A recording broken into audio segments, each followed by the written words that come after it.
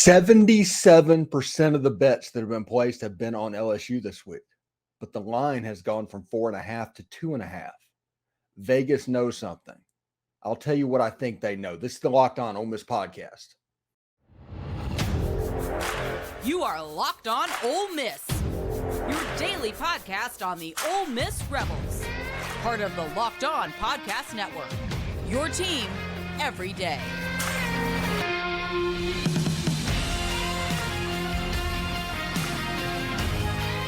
Thanks for making the Locked On Ole Miss podcast your first listen every day. We're free and available wherever you get your podcast and on YouTube. We're part of the Locked On Podcast Network, your team every single day.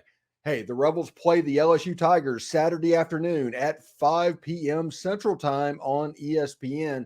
Will Lane Kiffin be able to bounce back from a disappointing effort in Alabama? I think so. We're going to tell you one day. You can catch every play on the Rebels hometown broadcast with SiriusXM on channel 191 or on the SXM app, searching Ole Miss Rebels. The Locked On Ole Miss podcast is there as well. Hello, I'm Stephen Willis, and this is the Locked On Ole Miss podcast, and I'm going to tell you why I think Ole Miss is going to win the football game, how I think this is going to play out. And it's not overly complicated. You're not dealing with a defense that you saw last week. Ole Miss is going to be able to score points in this game if they handle it. I mean, it's not just going to be handed to your offense. If Ole Miss decides to call the game like they did in the second quarter against Alabama, they could be in a little bit of trouble. But if they make the changes that we want made, and it's not much, I'm not even going to expect that all of a sudden we're going to see the West Coast offense out there. That's not going to happen. But I do think they're going to do a good job changing the spot of the running game, doing different schemes in the run game and getting that going. I think there was a challenge that was placed after last week, and they're going to get Quinshon going. Why Ole Miss wins against LSU? Ole Miss rarely has offensive clunkers in back-to-back games. Like true clunkers. Like after LSU last year in the second half, we all felt like we do right now. But against Texas A&M, they woke up. Quinshon ran for over 200 yards. Jaxson Dart was a threat running the football. Ole Miss won that game. A&M scored late to make it a one-score game, but it was one they won fairly comfortably.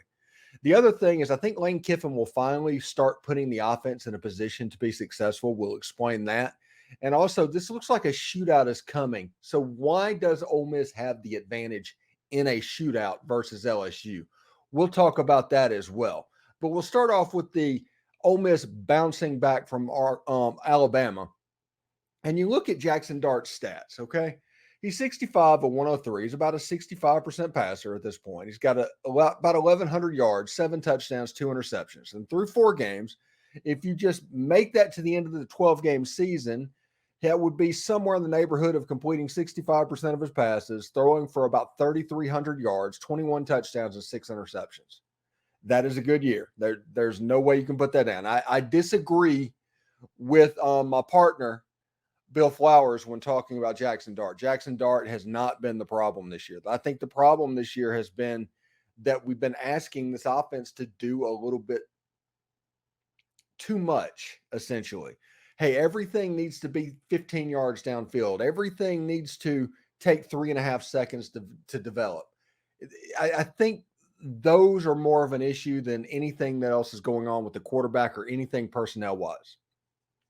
I think whenever those plays are called downfield, you're asking your offensive line to block 5-star defensive linemen against Alabama, LSU, and against Georgia. They're going to ask them to do that. You're going to ask them to maybe hold those blocks for 3.5 seconds. That's just not going to work. It needs to be a little bit quicker. Now, I'm not saying don't do that type stuff.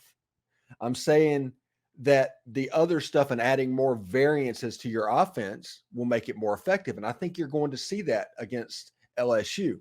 Remember, against Texas A&M was the first game that we saw Jonathan Mingo line up at tight end. And they did some different screen stuff, some different quick stuff to get them going from the tight end position. And the offense kind of started to click a little bit. Heck, we even saw Casey Kelly catch a touchdown pass that game. So Ole Miss coming back from a clunker of an offensive performance, they usually do a pretty good job of basically righting the ship. Now, can Ole Miss win the shootout? We'll talk about that a little bit later on. Now, another thing I want to talk about is Jordan Watkins, who nobody is talking about this young man. Nobody is. He's on pace for about 75 catches and over 1,000 yards receiving this year. We're a third of the way through the season. He is a weapon that's essentially been on the field. He's been the weapon that has been on the field all the games, but he performed admirably. And against Alabama, he became a shorter passing threat. Now, it was more of a check down than a designed pass, but they did do some quick out stuff on some short yardage to pick up some first downs once they figured out they had to do it. That's one of the reasons I figure against LSU, they're going to change a little bit what they do. They're going to put a little bit more of this into the system because they saw how effective that was. In fact, against Alabama, if Ole Miss wouldn't have gotten greedy and tried to take a shot play when they got over midfield, they were driving the ball just incrementally down the field. If this team gets to the point where it can stay on schedule repeatedly, this is going to be a hard offense to stop, even with Jaxson Dart, even with all of the injuries, even with Quinshon not being what we expect Quinshon to be. Ole Miss's offense, when they stay on schedule, is still good. And they would have been against Alabama, but they got greedy and they didn't understand what type of game that was. If they can do that against LSU and earn the right to attack the secondary down the field and not just assume that it's going to happen, they will be all right against LSU. And I think that is what Vegas is seeing, is the fact that with this LSU secondary, if Ole Miss can earn the right to do it, and you do that by slowing down the pass rush somehow, I think you're going to see screens, you're going to see draws, you're going to see all of the old-time football stuff that we're familiar with.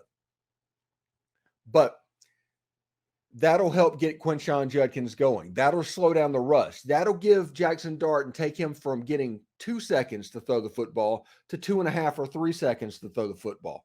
And if that happens, all of a sudden those long RPOs can actually work, because nobody's saying they're not good plays. They're not. I mean, nobody's saying that. What they're saying is you need to help out your offensive line, because every play can't be that. If the defensive line knows that your quarterback is going to take 3 seconds to throw the football, he's going to be in that singular spot, teams like Alabama, LSU, and Georgia are going to get home. Period. It's just the way it works. But the quarterback being your leading rusher, and right now Jaxson Dart is the leading rusher on this team. And I don't know if it was the keys or the what to watch for. I think Ole Miss needs to consider figuring out a way to use a package. And I emphasize package because Jackson's the guy. I put up the numbers up on the screen. He's the leading rusher, the leading passer, the whole 9 yards. He's the dude. But if you want to take some hits off of Jaxson Dart, and you do have the passing threat that Spencer Sanders can be. So it's not a situation. I heard somebody during the week talk about we can't look like we did when John Rice Plumlee was playing quarterback. I'm not talking about that. There's enough of a passing threat to where you can get away with what's going on. This is just to take some licks off of Jaxson against LSU, Alabama, and Georgia. Those 3 teams. And maybe against A&M. It depends on how they're doing towards the end of the season. But against those teams, you need to take probably some licks off of Jaxson Dart. But Jaxson Dart, Lane Kiffin, and all that usually bounces back in games like this. You see stuff where they get creative offensively. Because honestly, let's be real about this. Lane Kiffin is competitive as hell. He is. He is not going to do nothing. He is an early adopter. He is quick to make a change. So don't think that what you just saw last week is going to head on to the end of the year. Now, what's going on right now with tempo and the engage 8 type stuff and the fact that they're attacking the inside zone, and because we are doing the deep, long, slow developing plays, they have a chance to even get home from that. I mean, the defense's benefit right now is to move and to blitz and to get after you in the run game and attack the mesh point and go after the quarterback. You need to figure out a way to slow them down, especially against these teams that have superior athletes up front to Ole Miss's up front players. You can't play LSU, Alabama, and Georgia like you did Tulane, Georgia Tech, and Mercer. You can't. There's ego there. There's pride there. There's being the smartest guy in the room to where you think you can do that. But the reality is you cannot do that because they will win some. And if you get into 2nd and 8, 3rd and 10, 3rd and 12 against LSU, Alabama, and Georgia, it's going to be a long day. It doesn't matter what else you do, how well the defense plays. If you get into 3rd and 10 against Alabama, LSU, and Georgia, it's Katie bar the door. It's over. They have athletes. Harold Perkins is going to line up on the edge, and he's going to get after you Saturday night. Ole Miss has to figure out a way to stay on schedule, and I think they will. Just like all the stuff that I just told you, Lane Kiffin's competitive drive, Jaxson Dart being a good player. I think some package type stuff is going to happen. Ole Miss is going to be okay with getting it to 2nd and 5, to 3rd and 2. And that is the situation that they want to live in the game. You're not going to beat this LSU team in 3rd and 10. That's a suicide mission. But if you stay on schedule, which I think they will, and they will use the tight ends, and Caden Prieskorn has a chance to be the major weapon in this game and actually start affecting linebackers again. Everybody knows, get ready to drink. This offense is best when it's torturing linebackers. Right now, they're not. They're just attacking the inside zone, and they don't have to worry about anything else. We have to get back to the point of making them worry about other things. And I think they will. I think this is the game where they get that done as well. I do want to let you know that today's show is brought to you by Nutrafol.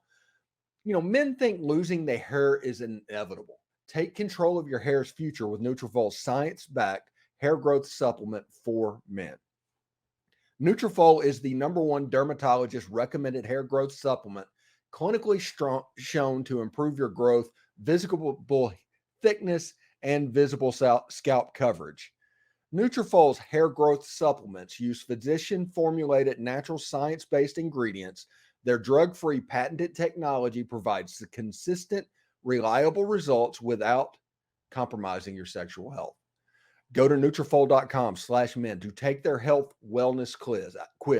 Identify the cause of your thinning hair, and Nutrafol will give you a personalized plan for better hair health through whole body fitness. Nutrafol supports healthy hair growth from within by targeting root causes of thinning, such as stress, hormones, environment, nutrition, lifestyle, and metabolism through whole body health.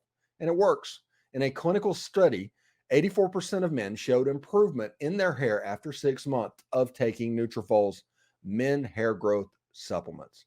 Take the first step to visibly thicker, healthier hair. For a limited time, Nutrafol is offering our listeners $10 off your first month subscription, free shipping when you go to Nutrafol.com/men and enter the promo code LockedOnCollege. That's all one word.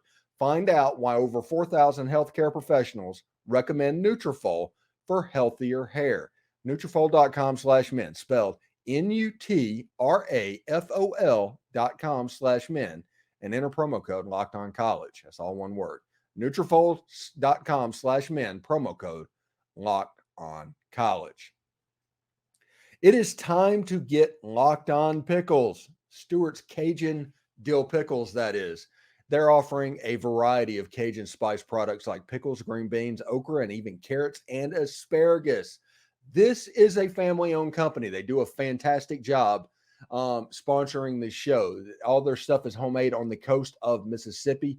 Stewart's Cajun Dill Pickles has been pleasing pickle lovers for over 20 years now, and they have become the South's favorite pickle. These are truly the best pickles you will ever have. It's a strong dill flavor with Cajun punch. No over sour taste. This being a small business, they strive to keep the produce fresh and local from the start, keeping that final pickle product extra crisp and crunchy. You can find these pickled products online at pickledstore.com or at your local Rouse's Market or other Southern stores near you. Be sure to like Stewart's Cajun Dill Pickle product on Facebook and Instagram.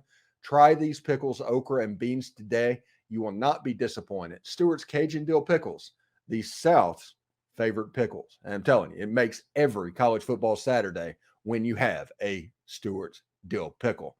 Now, I do want to let you know, college football season is here, and the season Locked On is kicking up our coverage with Locked On College Football Kickoff Live. I'll be on it today, actually. Each Friday, Locked On will go live from 11 a.m. to 1 p.m. Eastern on every Locked On YouTube channel, including this one. College Football Kickoff Live will cover playoff implications, the conference rivalry games, and go in depth like only Locked On can, including insight analysis from our stable of Locked On college hosts covering their team every day. Find Locked On College Football Kickoff Live every Friday from 11 to 1 on any Locked On College YouTube channel. You will not want to miss it. All right, let's get back into it. This is why Ole Miss is going to defeat the LSU Tigers. We told you in the beginning that 77% of the bets this week are on the LSU Tigers, yet the line is going down. It's going the other way. Vegas generally does that when they know something. They're getting money. They think they've got a winner, and I think I know why. And so if you look at this, Lane Kiffin will finally put the offense in a position to be successful. And we touched on this last segment. Whenever it doesn't work and you have that wake-up call, he's an early adopter. He does what is necessary to win the game. Now, the question becomes, how is he going to do it, right? How is he going to do something a little bit different to make this offense run differently? Remember, this is the same offense that Matt Corral ran. This is the same offense that Harrison Bryant won the John Mackey Award at tight end. That offense was called by Charlie Wise. The last, 7 years of this offense has been developed by Lane Kiffin, okay? Lane Kiffin is also very big on finding out who his stars are going to be and feeding them the ball. The problem is this year, injuries ate this team up at the beginning of the season. Okay. Tre Harris had that amazing game, got hurt on the first drive against Tulane. And remember, against Tulane, they went straight down the field and scored a touchdown. Okay. The scripts that Lane Kiffin put out is phenomenal. It's potentially the best in college football. But Tre Harris got hurt that game. Tre Harris is a good wide receiver. He ended up having surgery immediately after that game and played a little bit against Alabama. We can assume that he's going to play more and be in better health against LSU. Okay. So I'm expecting Tre Harris to be back and at least at full strength. Okay. I just am. Zakhari Franklin's going to be better than he was last year. Last week was his first game back. He's going to be better than he was last week. Caden Prieskorn last week was his first game back. He's going to be better this week than he was last week. We are going to see what this offense really looks like for the first time this season. Now, the other thing is, I think this might be the first week where you're going to have a healthy Quinshon Judkins. Quinshon Judkins was a little bit snake bit early in the season. A little bit snake bit with injury. And he wasn't necessarily getting hurt where he had to miss time. He just kind of got beat up a little bit. And it comes a lot from that engage 8 attacking the inside zone. And a lot of it was Ole Miss running into that brick wall and just saying, hey, Quinshon, take this on. I think Ole Miss is going to finally put its offense in a chance to be more successful this week. Now, if you look at what Jaxson Dart has done this year, this is his zones, okay?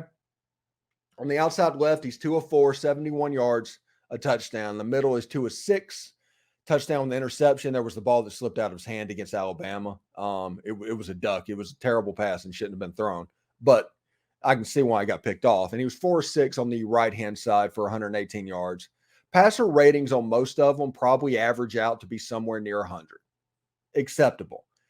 The middle zone, that's over 10 yards, the ball in the air, 10 to 20 yards. He is very good in the inside the numbers portion of the field, which is where he needed to improve on over last season. He was. We harped on this for a year.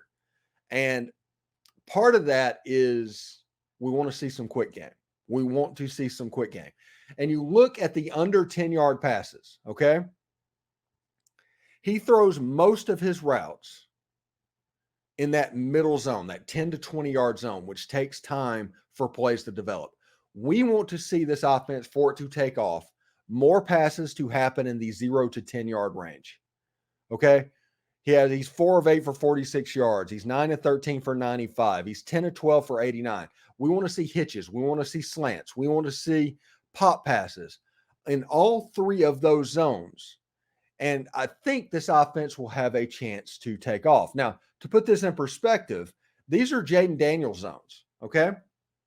If you look at where he's throwing the ball, he's about the same coverage at deep passes, over 20 yards. He's thrown out about the same amount of time. He's pretty accurate. He's got 8 touchdowns in, what is that, 13, 8 touchdowns and 18 throws. I mean, that's pretty consistent. And honestly, that's scary as heck for a defense that's given up a lot of explosives. And if you look at his passer ratings on deep passes, nearly, it's like a perfect passer rating on the right and like 143.8 in the middle and the left. This guy's a dude, okay? He's right now, he's the best quarterback playing in the Southeastern Conference. But if you look at that intermediate zone, 5 of 9, 7 of 12, 4 of 7, still good, not overused. And if you look at the short zone, 9 of 11, 23 of 32, 9 of 11. He completes passes, he moves the chains, he keeps you on schedule, and he changes the tempo in which he gets rid of the football. He's not just scrambling around and trying to make explosive plays. It's a situation that I talked about with Bill Flowers of not trying to score on every play, but trying to score on every drive. You need to construct that drive. You need to figure out how you're going to do it and not try and basically completely score every single play. I get that people are going to say, hey, why not try and score every play? But it's going to leave a situation to where if you mess up on first down and you mess up on second down, all of a sudden third down becomes a situation and you can't get your drive going. So Ole Miss has to figure out a way to stay on schedule, and I think they will. Lane Kiffin is one heck of a competitive person, and after last week, there's probably going to be tweaks made to the offense. I'm not expecting, like I said, the West Coast offense, but I am expecting changes in schemes in the run game. I am expecting some stuff to where maybe they're using Tre Harris a little bit differently. Maybe they're using Zakhari Franklin differently because the first time they're all back. We'll be able to see exactly how that looks. And this game is going to be key to earn the right to throw the ball against that secondary, period. It's honestly not even a close thing. Anyway, I do want to let you know that today's show is brought to you by FanDuel Sportsbook. Snap into action this NFL season with FanDuel, America's #1 sportsbook. Right now, new customers can get $200 bonus bets guaranteed when you make a $5 bet. That's $200 back, guaranteed, win or lose, if you make that $5 bet. If you've been thinking about joining FanDuel, there's no better time to get in on the action. The app is so easy to use.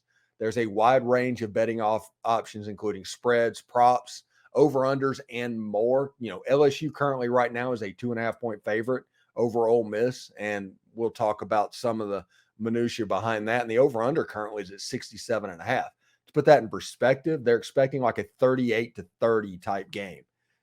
That ballpark is a barely cover over. 37-30 under, 38-30 over. That's what they're expecting for this game. So expect points is the point that I'm trying to make. So visit FanDuel.com/lockedon and kick off the NFL season. FanDuel is the official partner of the NFL. Also, the Rebels play the LSU Tigers Saturday at 5 Central. Will Lane Kiffin be able to bounce back from that disappointing effort from Alabama? And if you watch this video, I obviously think he will. You can catch every play of the Rebels hometown broadcast with SiriusXM, channel 191 on the SiriusXM app. Search Ole Miss Rebels. The Locked On Ole Miss podcast is there as well. All right, everybody. I'm Stephen Willis. This is the Locked On Ole Miss podcast, and thank you very much for tuning in. Now, I'll put this up. I just told you what the line was. Currently, LSU is a 2.5-point favorite. The over-under is at 67.5. 77% of the bets are going in on LSU. 4 out of every 5 bet is going in on LSU, and the line is going down. If you go to the Action Network, it started at 4.5 points. It's down to 2.5 there. That's where I got this from, is the Action Network, by the way. And Vegas usually does that when they know something. I think they do. And I think they know what I just told everybody about. Jaxson Dart is potentially the best player on this football team. Jaxson Dart is making all the plays and doing exactly what you're asking him to do. The failing of this team against Alabama was then you were asking them to do something against Alabama that you struggled against Tulane with. So there was no plan B. If this wasn't work, hey, we tried it. If this doesn't work, what do we do now? There was no plan B. I think they're going to go into this LSU game with a plan B. All right, we're going to try and run this offense the way we see it. We have multiple run plays. We're going to run counters, draws, screens, all of that stuff to slow down this front seven, which is unbelievably athletic. And we're going to earn the right to, in the second half, go after that secondary that has transfers from like Southeastern Louisiana and Nicholls State playing prominent roles in that secondary. I think if you do that, you have a chance to really be difficult to stop offensively. And if you become really difficult to stop offensively, LSU is already an elite unit. If this becomes the shootout that they are saying that this is going to become, the answer is going to be which defense can make a stop. Which defense do you trust? Ole Miss's defense has given up explosives in every game, okay? LSU is probably going to have an explosive or two as well. LSU is going to score the ball. Do not get freaked out by what's going on. But if you have the ability through a game changer, like Sontarian Perkins, who this season has 18 tackles on limited action, 3.5 tackles for loss, and 3 sacks. He leads the team in sacks when he has played probably a third of the snaps. When you have somebody like that that can affect the other team, real similar to what Harold Perkins did last season, okay? You can get a stop. You're going to force a sack. You're going to force a turnover. You're going to make it to where that elite offense, and they are elite, is not exactly right. When you have a situation where you're forcing the quarterback to scramble away from Malik Neighbors, who Malik Neighbors has half of their passing offense. Jaden Daniels to Malik Neighbors is half of LSU's pass offense. Whenever you can force Daniels to roll away from Malik Neighbors and make one of the other guys, which still extremely talented dudes. I'm not talking down on any of them, but they're not Malik Neighbors. Malik Neighbors is the next first round wide receiver at LSU. If somebody says, hey, you can either get beat by Malik Neighbors or you can risk not getting beat by the other ones, you're going to say, let's see what they got. And I think that Ole Miss is going to force that to happen by getting after Jaden Daniels on the side that Malik Neighbors is lining up. They're going to force Jaden Daniels to scramble to the side away from Malik Neighbors. At least that's what I would do. Now, the other thing that you need to keep in mind is that Ole Miss's defense is good enough to where they can get a stop. I trust that defense to get a stop against LSU more so than I trust in a shootout LSU's defense to get a stop against Ole Miss. And the games at home and all of that stuff. Hey, and you're not playing Alabama. So it's not going to be in Kiffin's head. So we'll see exactly how that goes. I do expect Ole Miss to win this game, and I expect Ole Miss to win this game fairly comfortably, honestly. I'm predicting get your clip it, screenshot, do whatever you need to do. But the final score I'm predicting is Ole Miss 41, LSU 31, and which, by the way, is they barely hit the over. But I expect Ole Miss to utilize different variances in tempo in the run game and in the pass game to keep the LSU defense and the front seven off guard, and they will earn the right to throw deep. And in the second half, Tre Harris and Zakhari Franklin and Caden Prieskorn, they are going to eat. The first half, Ole Miss is going to try and establish that run. And if Ole Miss can establish that run to where LSU really has to be nervous about Quinshon Judkins or Ulysses Bentley or whoever's back in that backfield, that is also going to open up the RPO down the field. The trick is get LSU out of the engage 8 because you can beat them over the top, but force them to add an extra person into the box and where they just can't win. I think that is the situation, and that is where Ole Miss is going to make most of their money on Saturday. I do think the Ole Miss Rebels are going to beat the LSU Tigers. Everything is going to be on track. So tune in for that. ESPN 5 o'clock. You can check the Series Home Team broadcast on channel 191. Hey, another great week. Thank you. We had another video go up over 8,000 views this week. Thank you for that. Means a ton. It genuinely does.